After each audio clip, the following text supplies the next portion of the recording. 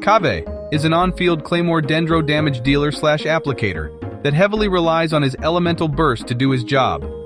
His elemental burst costs 80 energy that deals 288% AoE Dendro damage, and all Dendro cores within its AoE will instantly burst with a 49.5% increased damage bonus, and then transforms his attacks into Dendro element for 12 seconds, and it has 20 seconds cooldown. During his elemental burst, Kaveh will gain an increased resistance to interruption, and his passive also gives him 25 EM every time he hits an opponent for a maximum of 4 stacks, or 100 EM at max. And since he is a Claymore user, his Dendro application range is very wide. His elemental skill deals 367% AoE Dendro damage, and will also blow up any Dendro cores within its AoE, but without any increased damage bonus. This skill has a 6 seconds cooldown, which is quite fast. So by looking at how his skill and burst work, we can already imagine his playstyle is going to be like this. First, cast his elemental skill, and quickly followed by his burst, then do a 5 to 6 seconds of normal attacks, then followed by his elemental skill again to blow up the Dendro cores, then do another 5 to 6 seconds of normal attacks, and do another elemental skill to blow up another Dendro cores, and finally swap to his supports. His other passive also heals him with HP equals to 300% of his EM every time he is hit with the Dendro cores, and it can happen every half a second. This includes Bloom, Burgeon, and Hyperbloom reactions. Assuming he has 700 EM, his passive can heal himself for 2.1k HP every half a second, which means he is a great on-field damage dealer that can support himself with his own interrupt resist and healing. As you can see, his skill, burst, and passives already look good enough. So what about his Constellations? His C1 increases his Dendro resistance by 50% and healing bonus by 25%, 3 seconds after he casts his elemental skill. This Constellation is pretty much useless, so I think it's good that we don't need it.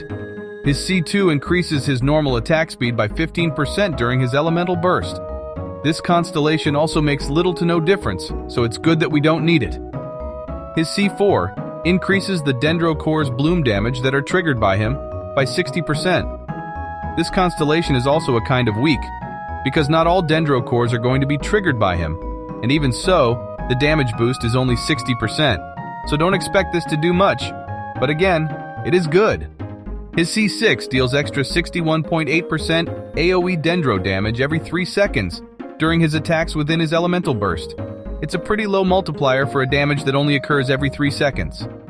So, by looking at his Constellations, which all of them are not that important, I can say that Kaveh is a great 4-star unit that can perform very good without needing a single Constellation.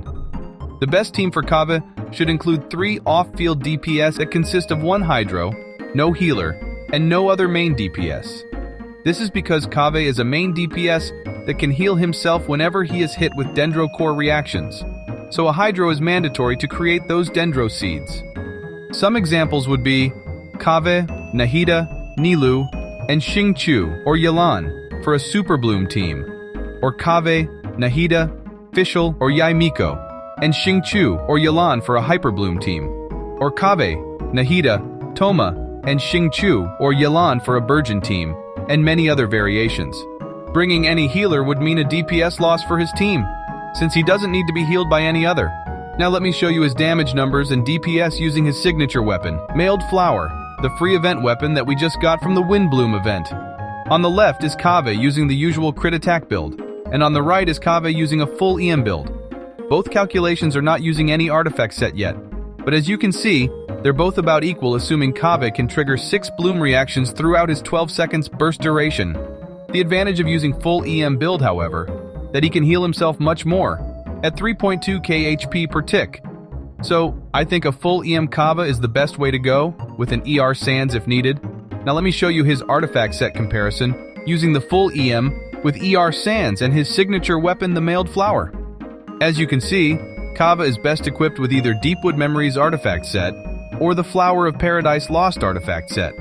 But if you have Nahida, it's best to equip the Deepwood Memories set on her instead, because she can trigger Dendro off-field, thus making use the artifact set capability optimally. So in the next calculation, I will show you his weapon DPS comparison, using the Flower of Paradise Lost artifact set, supported with the Deepwood Memories set effect, assuming that you have another character that is equipped with the Deepwood Memories set. As you can see, the free event weapon, the Mailed Flower at Refinement Rank 5, not only has a great 8.75k DPS, but also has the highest healing power at 2.9k HP per tick. So if you're planning on using Kaveh, make sure to finish the Windbloom event now, because this weapon is, I think, the best for him.